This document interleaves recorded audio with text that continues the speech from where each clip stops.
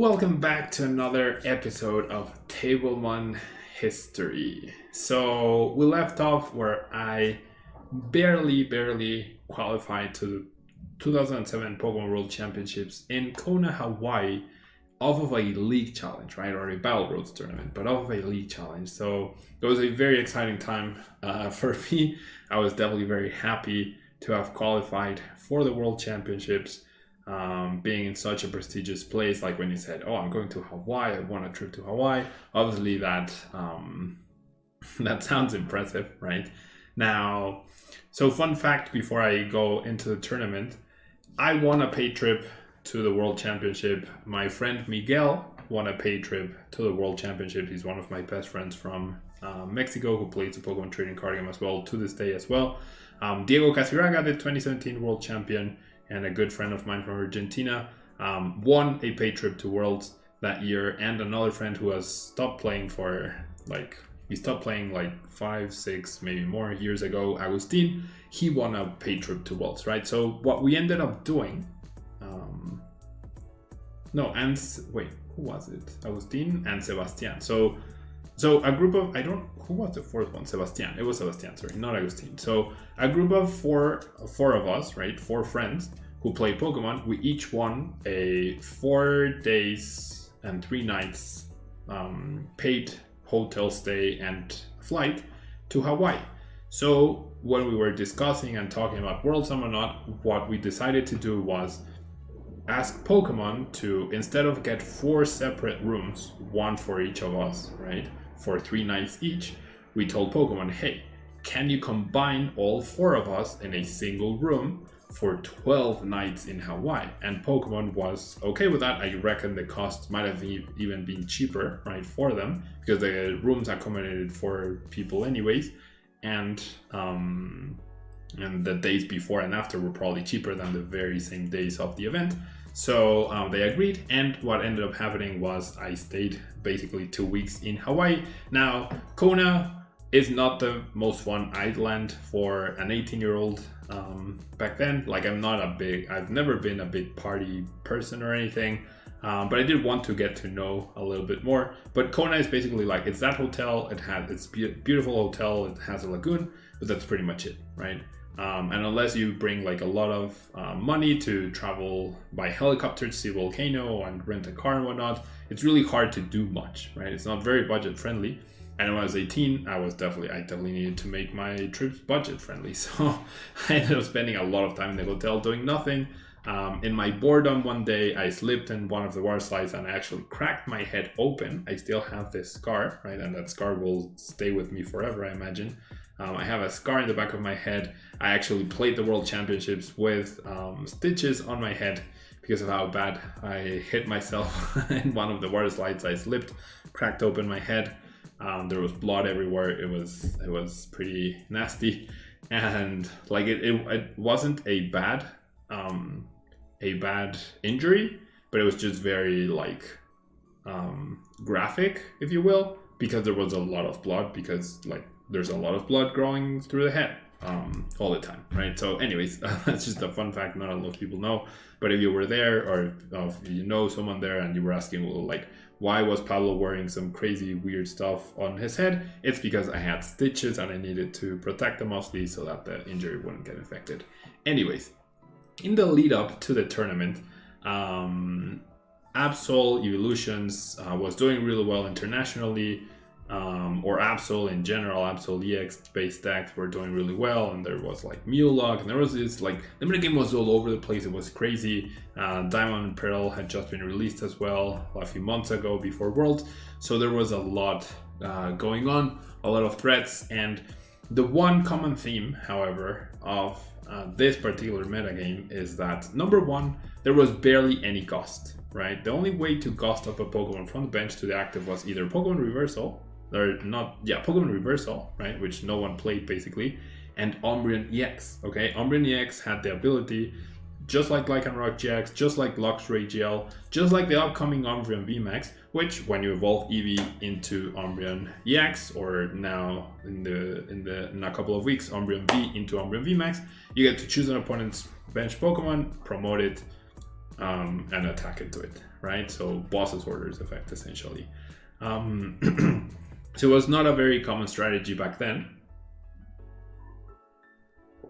And another thing that no one, absolutely no one, expected or accounted for was hand disruption. There were no supporters, no Desert Shaman, no Judge, no Rockets Admin, no, there was nothing to attack your opponent's hand. Whatever cards they had in their hand, they would remain, right? Whatever strategy they were planning with the cards they had in their hand, it would remain. Outside of Vaporeon EX, okay? So Vaporeon EX, I felt like was key to success. Most decks were not correctly, were not built consistency-wise to account for hand disruption, especially late game or especially early game hand disruption when your deck was still very full of not very consistent cards, right? So the idea behind this deck was to ascension into Vanity X with the Shuppet and start applying pressure. You played a lot of supporters, so the deck was very consistent and you got a lot of supporters in the discard pile very quickly. And with Vaporeon EX, you could immediately pressure opponent's hand and have them struggle through the rest of the game, right? So, and you had multiple Vaporeons to continually attack your opponent's hand. And another key aspect of this is that what you wanted to do was pressure as soon as you could, right? And most of the time in this metagame, most basics had 50 HP, right? As you can see, my Shuppets have 40 and my EVs have 50. So the ideal strategy was to start either EV or Shuppet. With the Shuppet, you could threaten a turn to attack with the Vanity X. But if you started EV, you would go attach and tackle for 10. This EV was very important. And this EV was a promo card that was not super easily available to everyone. Okay? But you did tackle for 10, and then you evolved into Vaporeon, took away their hand, attached another energy, and hit for 40. That was usually a strategy to KO something like a Colin's Cast Form or any other basic that your opponent had. And with the hand disruption and the damage pressure, okay, 40 damage on turn 2, that was a lot of pressure. With a knockout, you were almost always able to build such a big advantage that your opponent struggled to get back into the game. And with the Rainbow Energies, you had the Shady Move ability from an ADX to transfer damage counters from your Pokemon to their Pokemon. So that was also a pretty cool aspect of this. Vaporeon was a pretty important attacker in the deck. That is why we have the multi-energies, the Rainbow Energies, and the Weather Energies. And once again, props to TCGarchive.com for the image of the list. I have my own cards back there, but I don't have such a nice photo to display them in. So yeah, like this deck was really cool. And then you had Crystal Beach and Battle Frontier to disrupt your opponent's Pokemon, disrupt their Pidgeots, disrupt their abilities, disrupt their special energies such as Double Rainbow and Scramble Energies. You had Castaway to search for them, and your tool cards and energies and Scott, and like this deck, I love this deck. Yeah, and I worked on this deck with my friend Maurice from the Netherlands. I worked with on this deck with my testing group. And whilst we were in Hawaii, I showed it to Diego, I showed it to the Argentinian group, and Diego decided to play the same 60 as me, and he made it all the way to the top 8. I ended up bubbling out of top 16, unfortunately, by something really silly, like 0.5% or something. But a fun anecdote, I guess, of the tournament is that in the final round of the World Championships, I got to play against Jeremy Marin, okay, the 2005 world champion, the guy that beat me in the Nidoqueen mirror match. And unfortunately by then, because silly teenagers are silly teenagers, we had fallout, okay, so we weren't actually talking, or we weren't even friends anymore at the time, which is unfortunate. Like looking back now, like it's just, I was such a silly teenager. And like friendships come and go, right? But I definitely wish we hadn't fallen out as we did back then. And yeah, I ended up having a rematch against him at the World Championships in the last round of Worlds. I was sure that, or I was thinking that that was a win and in game for both of us. Whoever won would go on to make it to the top 16. So there was a lot of pressure. And he was playing Meta Knight, right? One of the most consistent decks thanks to Metagross's ability. However, I was able to overcome, and the early pressure from Vaporeon, if I remember correctly, which like this is 14 years ago, right? I definitely remember that he was not expecting so many Vaporeon EXs, and the continuous hand disruption allowed me to build such a big advantage that I was able to overcome the game. Like Vaporeon EX plus the Battle Frontier, limiting his abilities from Metagross and Dragonite, made it so that I was able to take over that game, and I ended up beating him in a close match. That's what I remember. It's like it definitely left a mark on me that I played against, that I happened to play after I was banned in 2006, and he got third place, like back to back, first place, third place at the World Championships. And then I got to play against him, presumably for a win and end. Like I don't know, it was like an important moment, right, in my life that I remember. And it felt good beating him. Obviously, I would have rather lost then and won in the semifinal of 2005, but the semifinal came down to my own personal mistake. So yeah, this deck, I absolutely love it. I still have it built with the original cards, sleeved right there in my retro deck collection, and I'm a pretty big fan of it. I was really proud. I think this is one of like my peaks as a deck builder. And I think deck building is definitely one of my weaknesses in today's day and age, but mostly because the game is so obvious right now that it's hard for me to justify trying to come up with, like, trying to invest the time to come up with something brand new that counters the metagame when the combos are so simple and so straightforward, right? Like the game is made that way.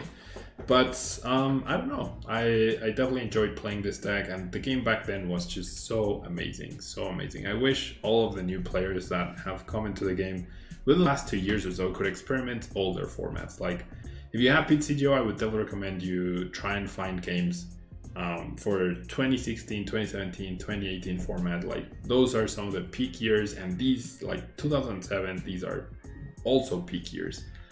But anyways, so I guess another fun fact about this is like, or a fun coincidence, if you will, is like in 2007, Diego Casiraga, the 2017 world champion, and myself, we've known each other since 2005. We've been friends. We talk. We used to share more about decks, not so much recently, but it's a pretty funny coincidence. We play the same deck in 2007, right? Remember the number 7. In 2007, he goes on to make top 8 at the World Championships. I barely not make top 16. And then 10 years later, right, we face off in the top 8 of Worlds. We are both playing the same deck, Gardevoir GX. Not the same 60 as we did in this one, but the same 60. He ends up beating me. I dead drew. I had no chance. The game was over. The best of 3 was over in 10 minutes or so.